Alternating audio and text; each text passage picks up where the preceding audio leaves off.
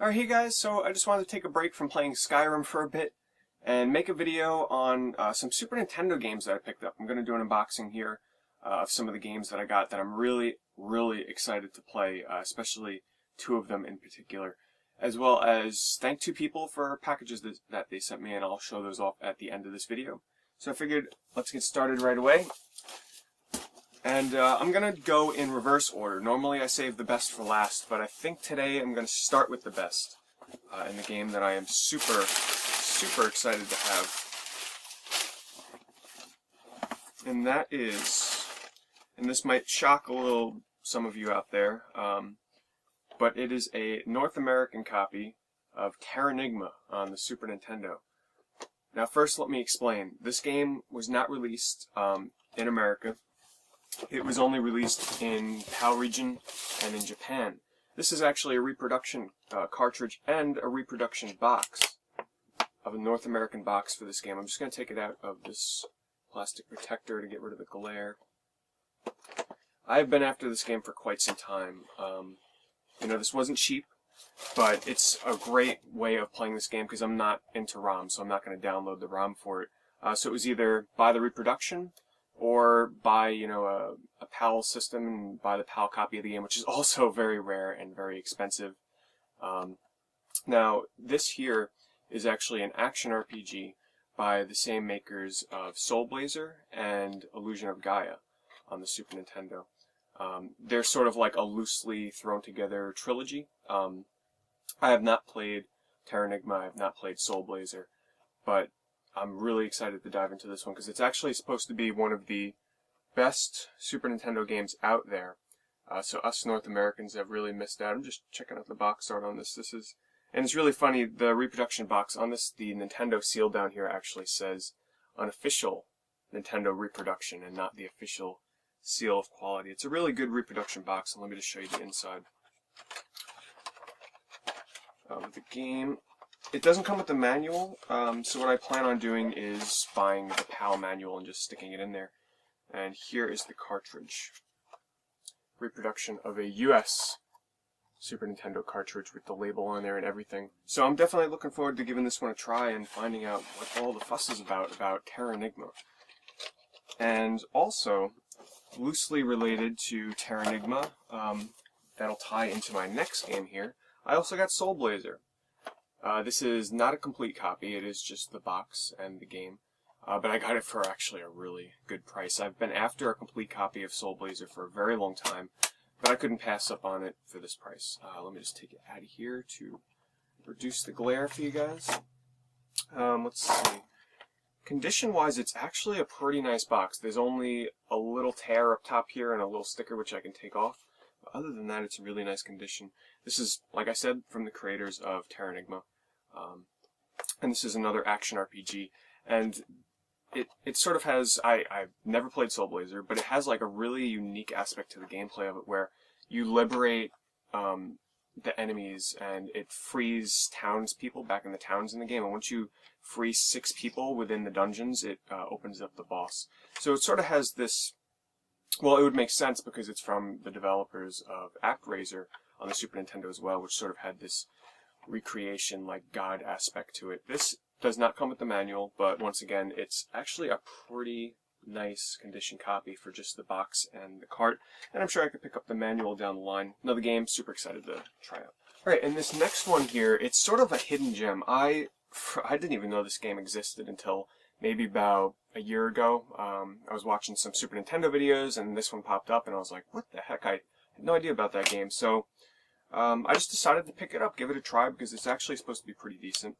And once again, let me take it out of here. That is Nosferatu on the Super Nintendo. This is a complete copy, actually in really nice condition. The box just has one crease here and there. But what this is, it plays very similar to, say, a Prince of Persia game, but with a great horror aesthetic to it, where, the bosses in the game are werewolves, Frankenstein, there's zombies, there's monsters, but the gameplay is actually very similar to Prince of Persia, and there's a constant timer that's ticking down that you have to refill by collecting items throughout the game. So you're constantly, and now that might be sort of a make or break kind of thing for this game for me. It's essentially rushing you through it because the timer ticks down really fast. Based on the gameplay I've watched, though, it looks actually like a really fun game. There's really no weapons, it's all hand-to-hand combat, but it looks really fun, really challenging. And it's actually a pretty rare game, and getting it complete is not easy to do, so I'm really happy to have this in my collection. Okay, next is a hidden gem that really not a lot of people seem to mention this game, and the few times that it is recommended, it's actually highly recommended. It's an action RPG that based on the videos I've watched, the gameplay kind of reminds me of like Legend of Zelda, and that is The Twisted Tales of Spike McFang. This is a complete in-box copy. It's in pretty good condition. Once again, the price on this was pretty good. I couldn't really pass it up. And based on what I've watched, it looks really good. It's sort of like an action RPG, and it has RPG elements in that you do level up by killing enemies, and you increase your life that way. But it seems like definitely a game that does not take itself too seriously. First of all, the graphics are very colorful, very cartoony. But just reading on the back here, you play Spike McFang, which is this little vampire kid here, who is also a magician and a vampire in training, and you kill off killer garlic and zombies, among other things. So it definitely seems like it doesn't take itself too seriously, and it seems like it's going to be a great game. I forgot all about this game, so when I was reminded of it, when I was just looking up Super Nintendo games, I'm like, wow, I gotta get that game, because it looks like a lot of fun, and the people that have played it highly recommend it, so definitely looking forward to trying this one out. Alright, and next, this is actually from the same developers as Nosferatu, and that is Kendo Rage. This is a complete copy for the Super Nintendo. The box is actually a little crushed on this, but that's okay because it wasn't too expensive. When I watched the gameplay of it, it kind of reminds me of, say, like a Valis game, Super Valis, mixed with heavy Japanese, anime influences, because it's very, very wacky and over the top. It seems like it's based off of an anime. I don't really know for sure though, but that's what it seems like. But it looks like it's just a very cutesy action side-scrolling beat 'em up kind of game. So definitely looking forward to trying this one out. It looks pretty interesting. Alright, and next up is a game that I just watched some gameplay on, and I'm like, that looks pretty fun. It's a pretty cheap game. It's not expensive by any means, so I figured, what the heck, I'll get it. And that's Kid Clown in Crazy Chase. Now, this is actually, it might look like a platformer, which it kind of is, but it's an on-rails platformer where you're constantly moving forward, so you actually can't, recede into the background. You're always moving forward.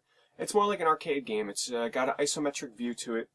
And the object of the game is just to make it from point A to point B of the levels while dodging obstacles and enemies and everything like that.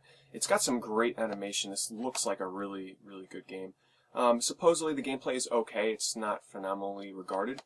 But I'm definitely looking forward to trying this out. It was also ported to the Game Boy Advance, which had some extra levels added in. But for the price, hey, I figured I'd try it out.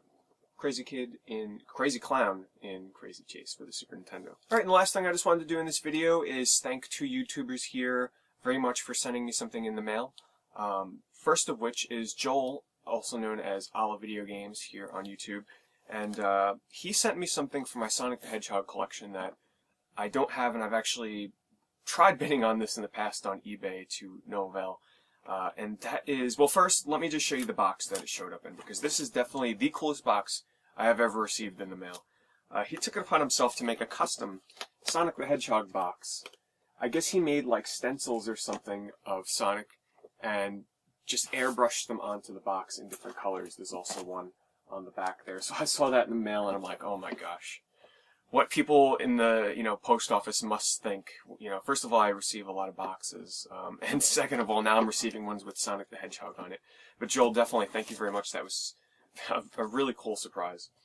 And then what he sent me was this, which is so cool. Because it kind of doubles as a display piece, but it's also a cassette tape holder. So it's kind of hard to see when it's closed up, so let me open it for you.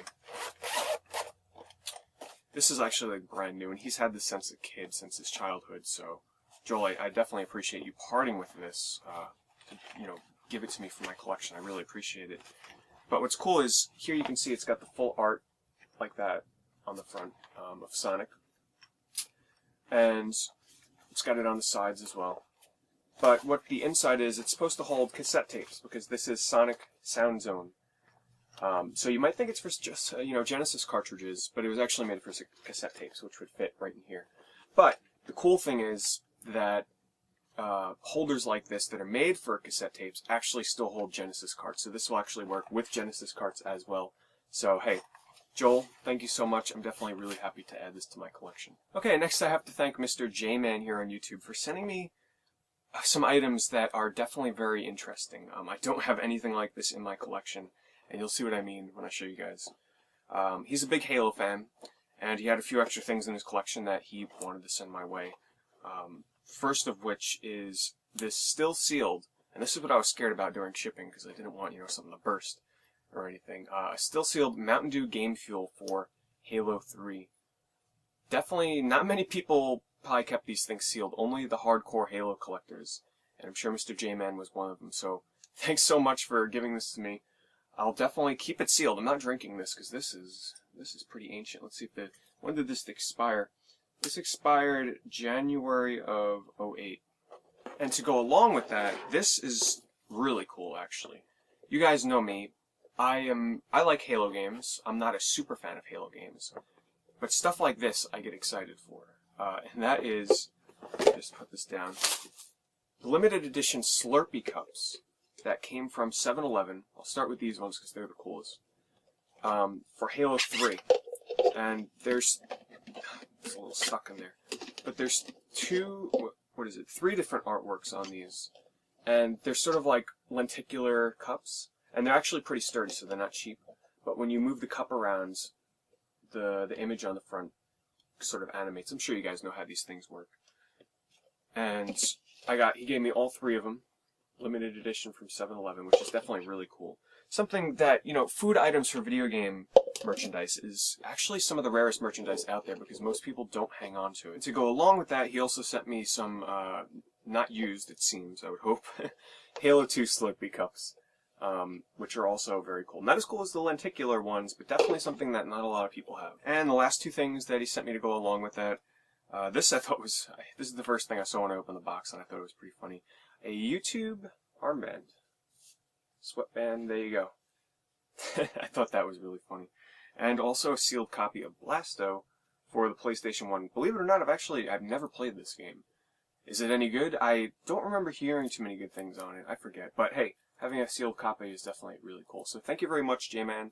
Thank you for the YouTube armband, and thank you for the Slurpee cups. I definitely do appreciate it. Alright guys, thanks for watching, but you'll have to excuse me because I've got to go back and slay some dragons in Skyrim and, steal some stuff for the Thieves Guild, normal business. But anyway, thanks for watching.